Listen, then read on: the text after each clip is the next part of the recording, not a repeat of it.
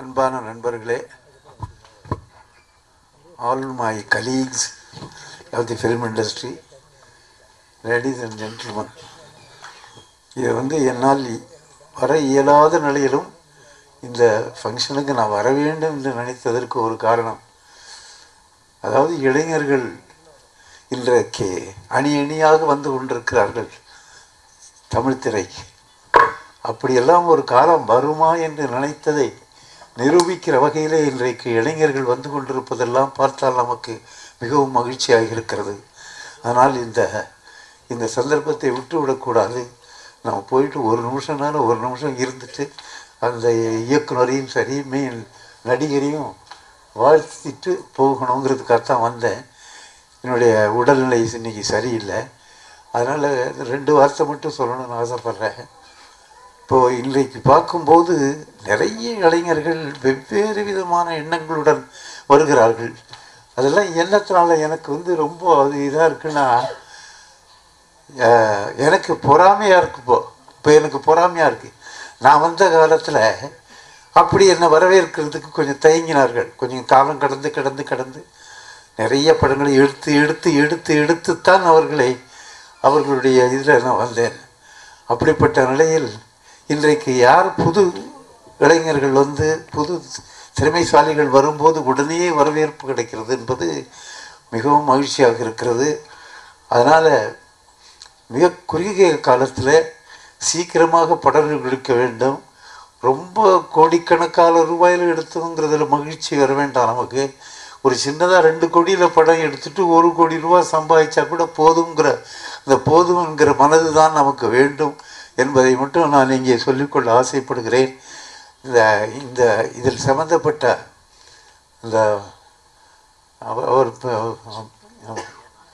இந்த பையனை எனக்கு ரொம்ப தெரியும். ஏன்னா இந்த பையன்தான் கதாநாயகனாக நடிக்கிறான்னு கேள்விப்பட்டேன். இவன் இன்னும் சொல்லப்போனால் அதுக்காக தான் இவருக்காக தான் என்னுடைய வீட்டில் செக்யூரிட்டியாக வேலை செய்தார். 25 ஆண்டுகளுக்கு முன்பு. 25 இருக்கும், 6 இயர்ஸ் ஆகும். 6 வருடங்களுக்கு முன்னால் வேலை செஞ்சார். அப்போ கூட நான் போகும்போதும் வரும்போதும் பார்த்தா இவர் ஒரு செல்யூட் அடிப்பார். அப்புறம் பார்த்தா ஏதோ எழுதிக்கிட்டு இருப்பார். என்னன்னு வாங்கி பார்ப்பேன். ஏதோ எழுதிட்டு இருக்காருன்னு விட்டுட்டேன். அப்புறம் என்னான்னு வாங்கி பார்த்தா ஏதோ கவிதை எழுதுகிற மாதிரி தெரிஞ்சுது. அப்படிப்பட்ட ஒரு ஈடுபாடு உள்ளவரைத்தான் இன்றைக்கு நான் சந்தித்து, அதுவும் 6 ஆண்டு காலம் கழித்து இன்றைக்கு நான் சந்தித்து பார்க்கும்போது அவர்தானா இவர் என்கிற மகிழ்ச்சியோடு இவரை நான் நிச்சயமாக வர முடியாத ஒரு நேரம் இது. இருந்தாலும் இவருக்காக வந்திருக்கிறேன். இவரை நான் வாழ்த்த கடமைப்பட்டிருக்கிறேன். வேறு ஒரு புதுமுகமாக மிகப்பெரிய வெற்றியை பெற. ஏன்னா அந்த ஈடுபாடு இருக்கிறது நான் அப்போவே பார்த்துட்டேன் அவரை.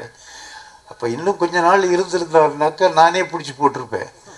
அது வேறு விஷயம். பட் அதற்கு பிறகு நான் வீடு மாற்றின பிறகு மாறி போகக்கூடிய ஒரு சூழ்நிலை ஏற்பட்டு போச்சு. அப்புறம் அவர் பெரிய இடத்துக்கு தான் போனார். கமலஹாசன் வீட்டுக்கு தான் போனார். அதுக்கப்புறம் ஆனால் இல்லை, என்னை விட பெரிய இடத்துக்கு தான் போனார். இவர் இன்றைக்கு இங்கே உங்கள் முன்னால் இருக்கிறாருன்னா எவ்வளோ ஈடுபாடு இருக்கணும், எவ்வளோ இது இருக்கணும், எவ்வளோ முயற்சிகள் பண்ணியிருக்கணும்.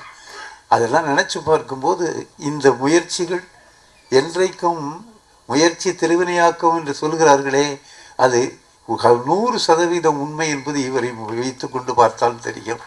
அப்படி இருக்காது. ஸோ இவரை நான் வாழ்த்த கடமைப்பட்டிருக்கிறேன். இந்த படம் மிகப்பெரிய வெற்றிகரமான ஒரு படமாக ஓட வேண்டும். என்னுடைய ஆத்மார்த்தமான நெஞ்சார்ந்த வாழ்த்துக்களை இவர் எல்லோர்களுக்கும் நான் சொல்லிக் கொள்வதிலே பெருமை அடைகிறேன். இங்கே உங்களை எல்லாம் வாழ்த்துவதிலே நான் ரொம்ப சந்தோஷப்படுகிறேன். டைரக்டர்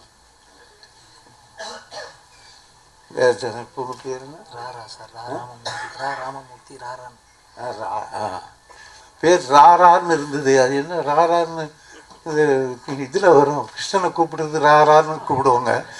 அந்த மாதிரி இருக்கேன்னு நினச்சேன். அப்புறம் ராமமூர்த்தியை ராரான்னு வச்சுருக்காரு. அதில் ஒரு சின்ன பஞ்சு வச்சுருக்காருன்னு புரிஞ்சுது.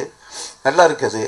ஸோ ஒரு வரும்போது தன்னுடைய பெயர்லேயே ஒரு ஒரு புதுமை செய்யணும்னு நினைக்கிறார் பார்த்தீங்களா, அதுதான் அவருக்கு ஹெல்ப் பண்ணும்.